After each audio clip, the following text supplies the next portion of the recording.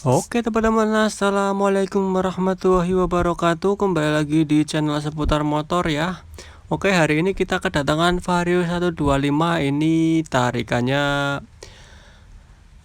nyendal ya teman-teman. Langsung saja nih akan kita kasih tips ya. Kita akan kasih tips bagaimana menghilangkan nyendal ini ya. Karena ini sudah pindah-pindah bengkel ya. Katanya masih nyendal, sudah diservis, dan ini kita lihat ya, di sini bannya tipis separuh. Ini kemungkinan di komstirnya ya, atau suspensi depannya biasanya bocor satu ya nanti. Tapi kita fokus ke nyendalnya aja ya teman-teman.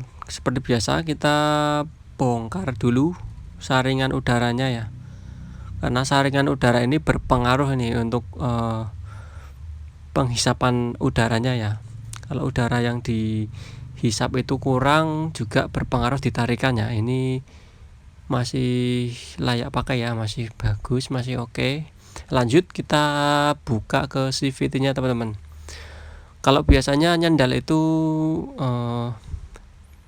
bisa dipastikan dari bagian CVT nya yang kotor ya.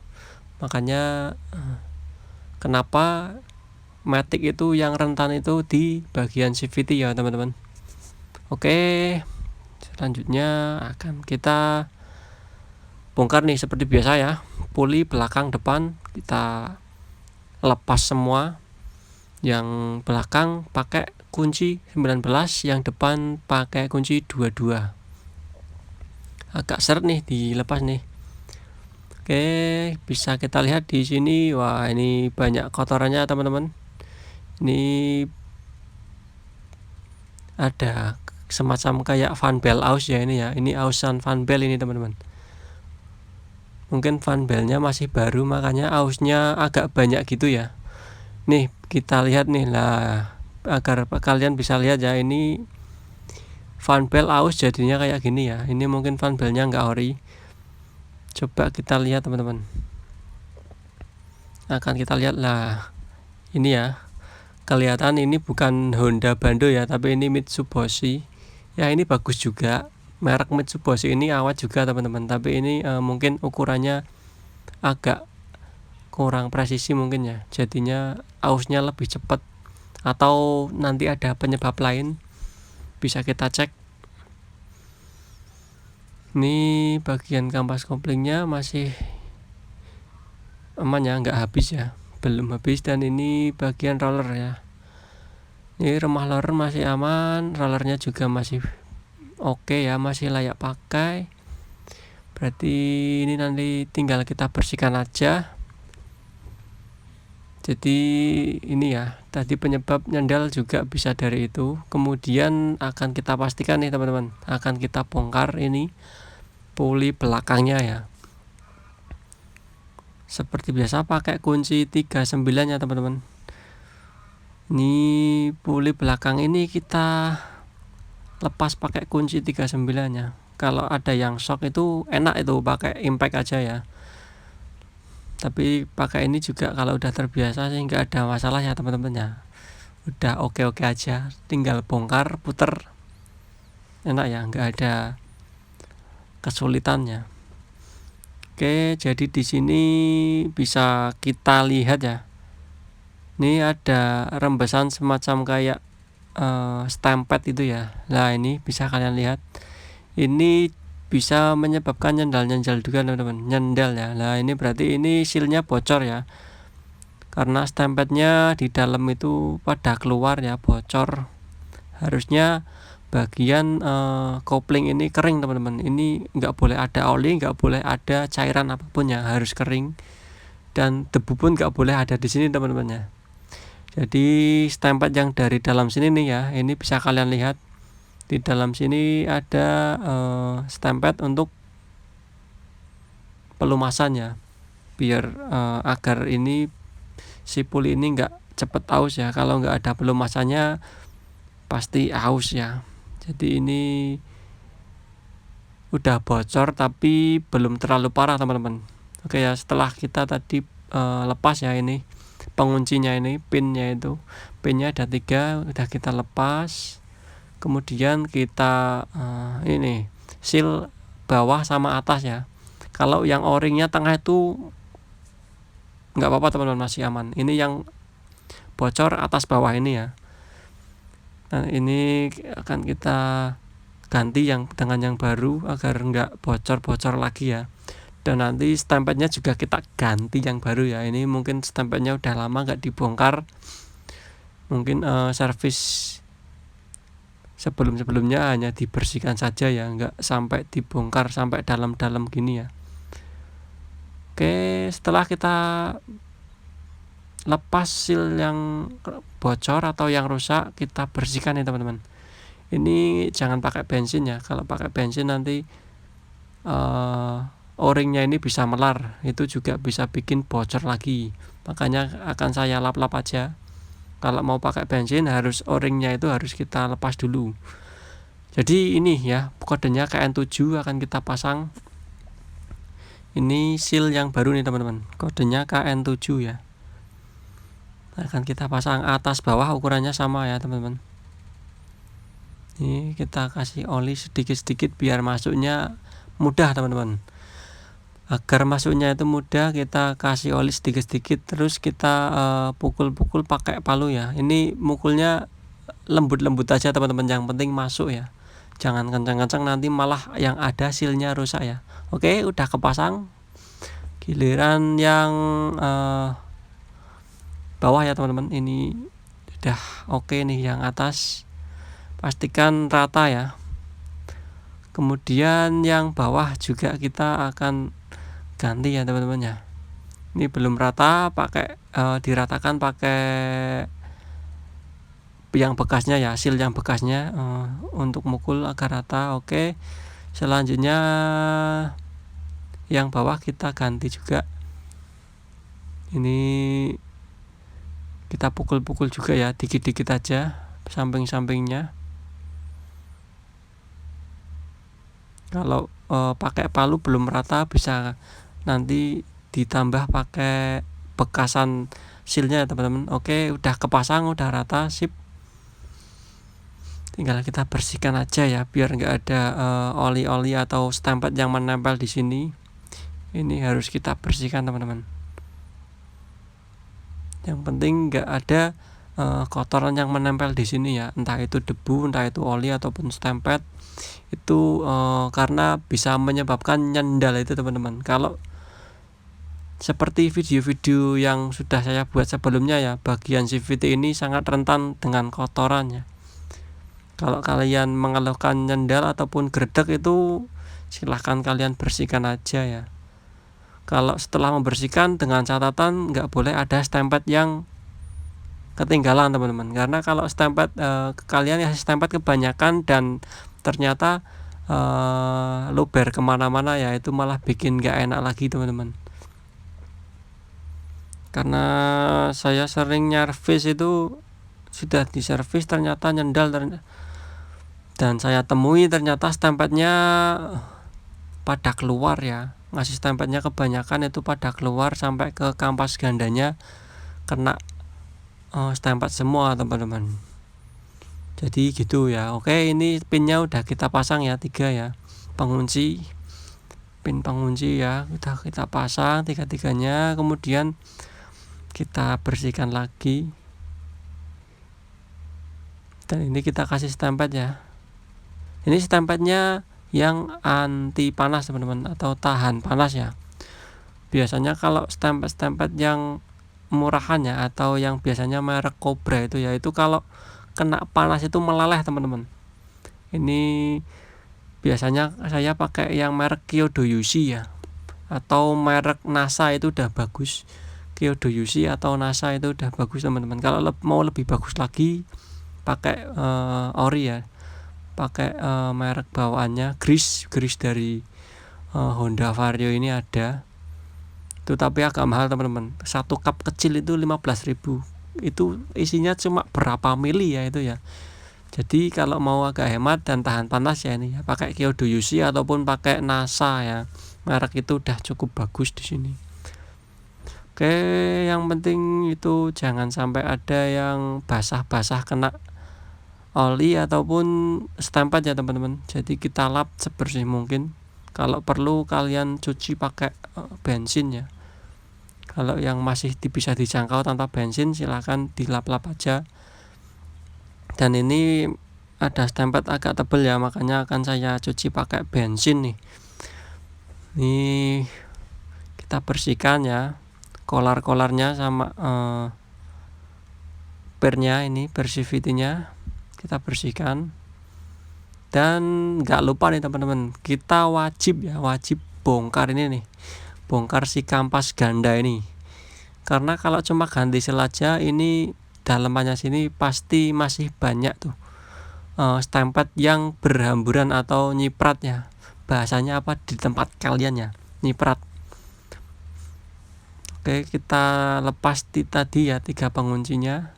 Dan bisa kalian lihat ya, di sini banyak stempet. Karena dia bocor makanya stempetnya pada keluar ya.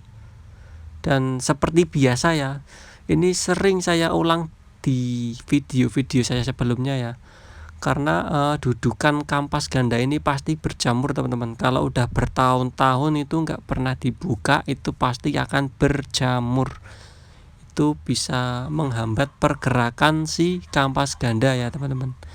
Makanya kenapa ini harus kita bersihkan ya, kita amplas agar putarannya itu lancar ya, si kampas ganda ini pergerakannya lancar teman-teman. Kalau ada jamurnya ini dia si kampas ganda tetap bisa bergerak, tapi pergerakannya nggak lancar, makanya kadang bisa bikin gerdek ataupun nyendal ya. Oke, bekas-bekas si stempetnya tadi kita bersihkan juga pakai bensin ya. Setelah itu kita semprot ataupun kita lap juga bisa, yang penting kering ya, nggak meninggalkan si stempetnya tadi teman-teman. Oke, bantalan atau karet kampas gandanya kita pasang, dan ini kampas gandanya kita semprot dari debu-debu yang menempel teman-teman. Ini poin penting ya teman-teman, yang sering mengeluhkan gerdek itu kalian coba bongkar di bagian ininya ya. Dan di video sebelumnya juga saya tutorialkan vario dikasih pakai apa itu, dipakein kampas ganda NMAX ya, itu juga saya rekomendasikan ya, karena memang kampas ganda punya NMAX itu lebih lebar ya teman-teman, lebih panjang, makanya itu bisa mengurangi gerdek. NMAX Old ya, yang kodenya 2DP itu teman-teman, nggak apa-apa, saya rekomendasikan itu. Tapi juga harganya juga lebih mahal juga ya teman-teman, dari yang orinya vario ini sama NMAX 2DP itu lebih mahalan NMAX, karena dia kampasnya itu agak panjang dan lebarnya juga beda ya dari bawaan vario ini teman-teman.